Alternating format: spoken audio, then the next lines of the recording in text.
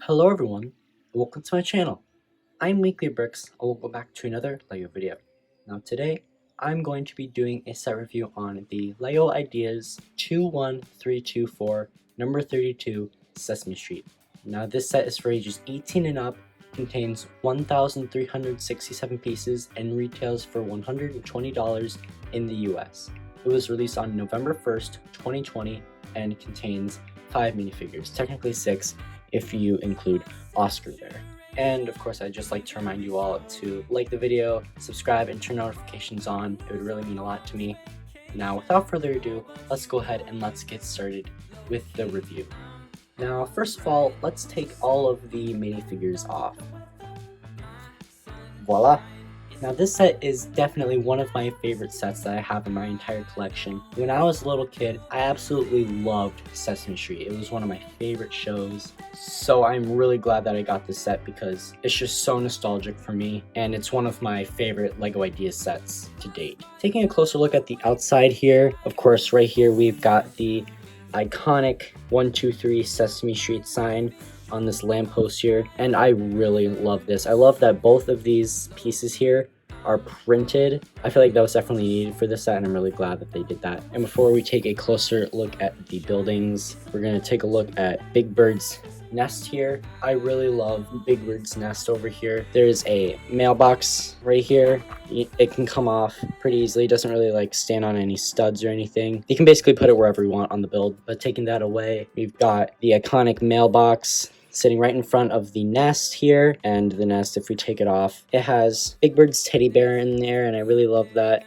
And of course, if you wanted, you could also put Big Bird's roller skates in there as well, just like so. Putting it back on there. We've got a little picture of Snuffy, and as well there's this tree here with, I'm not exactly sure what this is. I think it might be like bookshelf sort of thing with like a little toy car on it, and I love the way that this tree looks. And back here we have got a little picture of Mr. Hooper there. I love that little reference there. As well up here there's a little birdhouse and some milk sitting on this ledge, as well as some colorful flowers. Now first we are going to be taking a look at the 123 building, and of course this is the most iconic building from the whole show, and I really love the look of it. I love all the architecture and the way they built these windows. They use some really good pieces here, and I love the 123 there. That is a print on a transparent brick.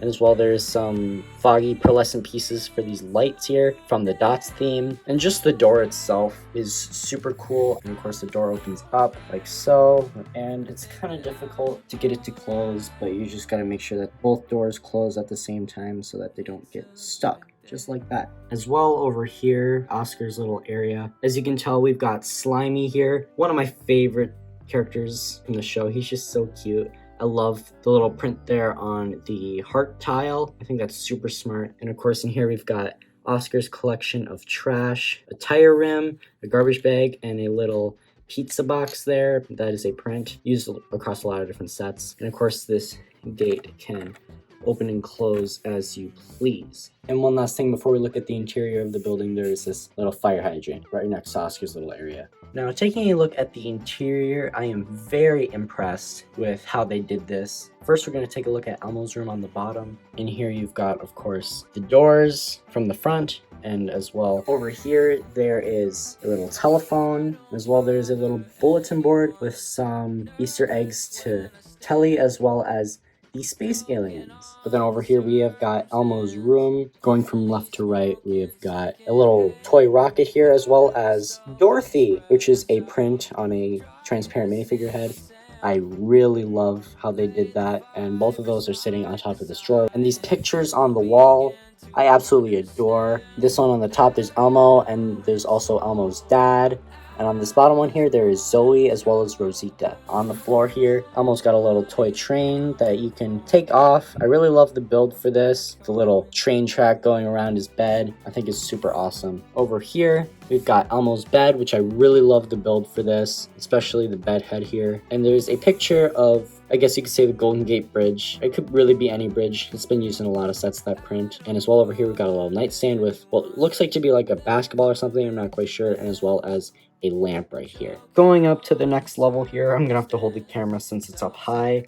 We've got Bert and Ernie's bedroom, which is absolutely spectacular. Over here, we've got Bert and Ernie's beds with a little lamp on a nightstand in between, and I love the use of this Minecraft head used for the lamp shade. I think that is super smart. As well, there's some shelves up here. Not exactly sure what this is. This might be like a magic 8-ball or something. And over here there's a little toy dinosaur, and right here there is a picture of Ernie and Bert. As well, over on this wall right here, we've got Bert's bottle cap collection, which I really love this sticker here. Moving on to the right here, we've got a little chair with some carpet.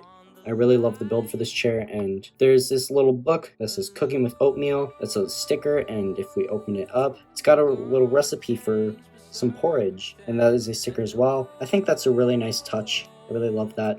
I'll put that on the bed there. Right here, we've got a little bookshelf with some different builds for books, as well as a cool looking clock, which is a sticker. And over here, how could you not include this?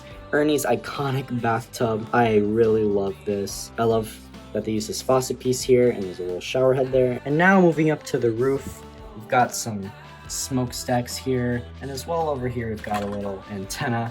Make sure to not knock that over. As well as a couple of pigeons here, like an AC sort of thing. I forgot what those are called. As well as a little UFO, which is another nice little reference to the space aliens. Moving on to the side of the building here, we've got this really awesome sticker of this billboard that says Biff and Sully's Construction Co. That's just super cool. And of course there's a little terrace here with some plants, and there's a ladder down to a little Abby Cadabby mural. I really love that reference to her.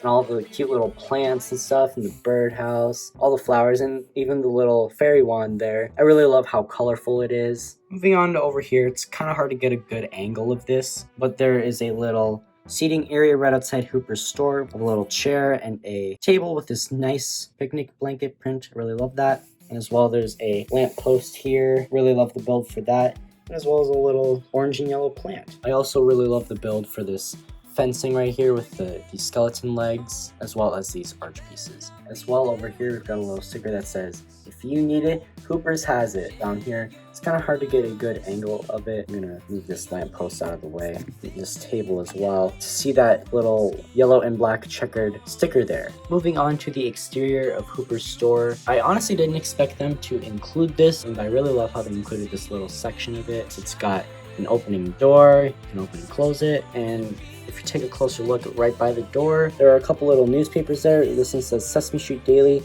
Winter Porridge Shortage. This one right here, I'm going to take it out. It says Hearsay Daily, Super Grover saves the day. Again, I love this reference to Grover, one of the most iconic characters from the whole show.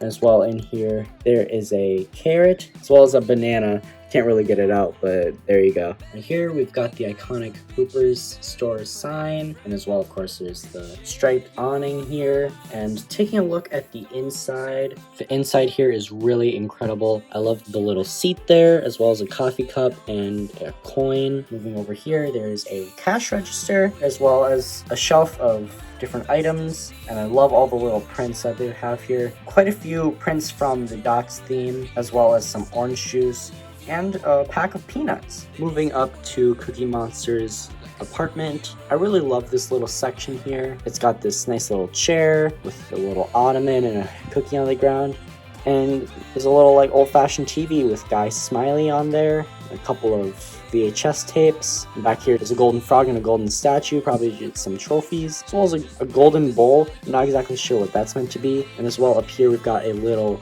portrait of the Count. I absolutely love that sticker. It's honestly a shame that all of these characters that are being referenced here didn't come in the set. And on the right here we've got a little sticker of Cookie Monster's food truck, which is from some of the recent seasons. Up on the roof we've got a little air conditioner sort of thing. I like the build for that, as well as a bat, which is another reference to the Count. Now, the first minifigure up here is Elmo, and this minifigure is overall really incredible. I love this new mold for his head. It is really awesome. Of course, it can come off, and taking a little bit of a closer look at it, I love the print on the eyes and the coloring of his nose and his eyes as well, and the little fur details on it. I really love that. For the rest of the minifigure, there isn't any torso printing, which is kind of sad. For Him as well as Cookie Monster, I definitely would have liked if there was a little bit of fur detailing on their torsos. I get why there isn't on their legs since there usually isn't printing on short legs. And his accessory is his little stuffed animal bunny, and of course Elmo can hold on to him like so. Up next here, we've got Cookie Monster, another one of the most iconic characters in the show, and I absolutely love his minifigure. The new head mold for him is absolutely incredible with all the fur detailing and the printing of the eyes being uneven.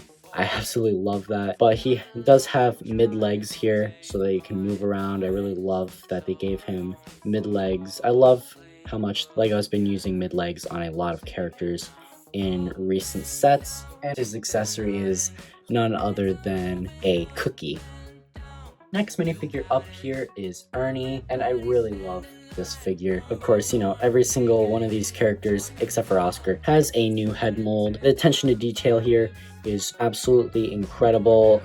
The hair and his eyes and his nose I really love. And of course, the mouth with the tongue is really awesome. I love this mold for his head. The rest of the minifigure, I adore this sweater printing on his torso. I love how simplistic it is. And of course, it's basically the same thing on the back. And he's got light blue short legs. His accessory is his little rubber ducky. How could they have given him anything else?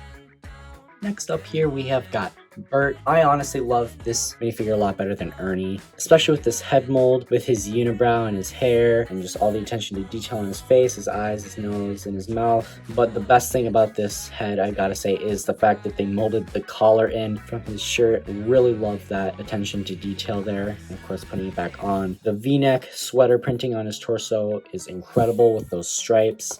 Of course, that continues onto the back with similar printing, and he's got dark green mid legs here, which really works well for him because of course he is taller than Ernie is. And his accessory is his little paper clips container, which is a little sticker there where it says paper clips and has a nice little paper clip on there. Now the next minifigure up here is Big Bird. He is probably the best minifigure in the whole set, especially this mold here for his head. It goes all the way over his torso. So of course, there isn't really any printing required for the torso, but this mold is absolutely incredible. It's like a rubbery piece, so it can kind of move around a little bit. I love the printing on the eyes and all the little feathery detail in the tail at the back. And of course, for his torso, he's got these chicken arms. I really love that they included that instead of regular arms for him. And the leg printing with the orange and pink stripes, I love how it goes right onto the sides there. Seriously, such a spectacular minifigure. He doesn't come with any accessories, really. Honestly, you could count his teddy bear as an accessory, but he doesn't have any hands to hold it with.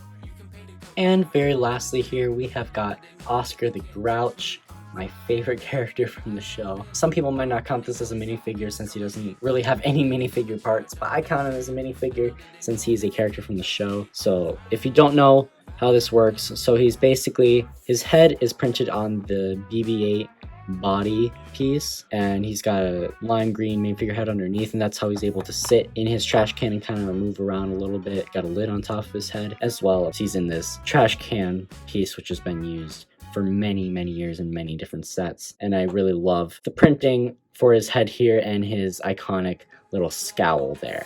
And he doesn't really come with any accessories either, unless you count Slimy. Overall, I would give the set a 9.5 out of 10. There you go. That was my set review on the 2020 LEGO Ideas Sesame Street. If you guys have any questions or comments or suggestions or anything like that, please be sure to leave those down in the comments below and let me know what you think of the set down there as well. Now thank you so much for watching today's video. If you like this or any of my content, be sure to hit that like button, click subscribe, and turn on the notification bell if you haven't already so you don't miss out on any of my future videos. Also, check out my account, Top Bricks, on LEGO Ideas for more LEGO related content. And I hope you have a great day or night, wherever and whenever you are, and until next time, fellow brickers, peace out.